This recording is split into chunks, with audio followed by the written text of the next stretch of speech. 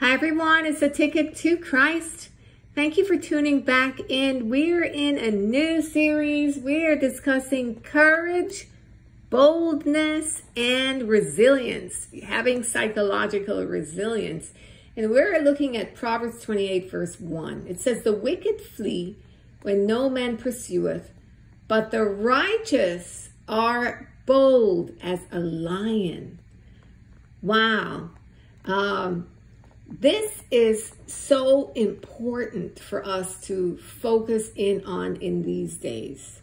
Just boldness, just having courage, having psychological resilience. And what he's saying, as bold as what? As a lion. When you see a lion, like you look at television, you see these documentaries and you see a lion, you see courage. You don't see a lion backing away, from anything. And just confident, There's a confidence, there's a boldness, there's a deliberateness. There is the lion looks like it knows what to do. And I think, so I don't think I don't think it's willy-nilly why this proverb is likening it to being like a lion, boldness as a lion, right? And so I think that this study, it's to really inspire us and to encourage us and to help us to see that we need to be confident. We need to have courage as Christians. A lot of times people are walking around timid, fearful, nervous, apologetic, people-pleasing, I'm sorry for being who I am. Why? There's no reason for it. You are right with God, the Creator, and that's the right thing to be, right? You worship God, you know He's real, you honor Him through Jesus Christ, and you do so correctly, and you have the real deal. Now, it doesn't mean that you go around arrogant, cocky, prideful, kind of assertive. That's not what I'm talking about. I'm talking about having courage in life, having courage to face life, to live it, to go to new places, to do new things, to step out of your comfort zone, to walk on water. When you see Jesus in the Gospels, Jesus was walking on water in the middle of a storm. Fishermen, seasoned fishermen, Peter, them were in the boat afraid, and here comes Jesus walking on water in the middle of a storm. Jesus was bold and exciting. He was not afraid. There is no fear in the Holy Spirit. There's no fear in God, right? And so any kind of a timidity and all of that, that's not coming from the Lord. Now, it doesn't mean that you don't have caution and don't live with wisdom. It doesn't mean that you're foolish and reckless, right? And make decisions that you haven't properly thought through. I'm not talking about that. But I'm talking about having the courage to face the challenges and the difficulties of life. Having the courage to, as I said, step out of your comfort zone. Go to new places. Having the courage to, if you see that you're in the wrong place or in the wrong position or this is not where God is, having the courage to move. A lot of times people don't make change. They don't like to make change because they're comfortable. It's familiar. You understand it. You know what's going to happen next. And sometimes people feel stressed out by unpredictability.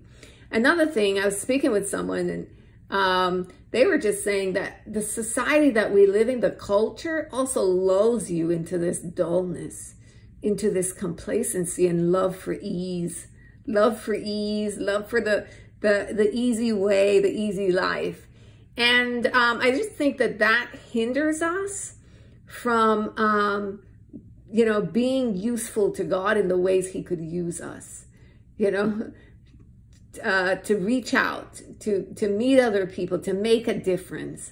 And so hopefully this study is going to inspire courage and resilience in you, emotional resilience, psychological resilience, not being traumatized by every little thing, having good bounce back, you know, being able to be thick-skinned and tender-hearted. You know, it's okay to be thick-skinned, you know, but having that tender heart. And so just really growing in that, maturing in the faith, in the Holy Spirit, so that you could be a person who is rooted in the Lord and have, you know, that something to offer people, that they see that, wow, this person is just anchored. This is someone who's like, they're anchored in righteousness, and they're not fazed by these things that come up in life. They're not afraid to step out of their comfort zones. They're not afraid to face challenges in life, right?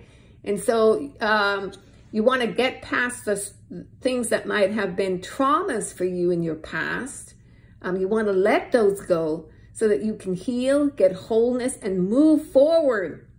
Again, when you see spiritual cherubims, I think, or seraphims, I don't recall, but in, I think it's in Isaiah or Ezekiel, I'm not sure which one, but you see them and they're moving forward, right? They're not looking back. They're not distracted. They're moving forward, right? With perfect vision. And so we need to keep moving forward with the Lord, you know, and keep, you know, receiving the best that God has for us. So I hope you join me in this series as we study these things out. We're going to be looking at examples of courage, of boldness, of resilience. We're going to be talking through practically some things that people, you know, that people can find traumatic or difficult. I think about traveling. You know, there's just so many hurdles that you have to go through to travel. It's so expensive. It becomes so draining and challenging that sometimes people are afraid to even travel, you know, to places unless they're forced to do so. So that's one example. Other examples are moving. Some people are traumatized by the thought of moving away to a different state, even though they know that where they're living isn't working for them. They would rather stay there because it's easier. And so we need to take steps of faith, big giant steps out of our comfort zones and follow where the Lord is leading us. You know, of course, you surrender it to the Lord, you pray, you ask for confirmation, and you ask for the Father to make it clear to you. So that's what we're going to be talking about for the next 6 days. I hope you join me then. Have a great day. Bye-bye.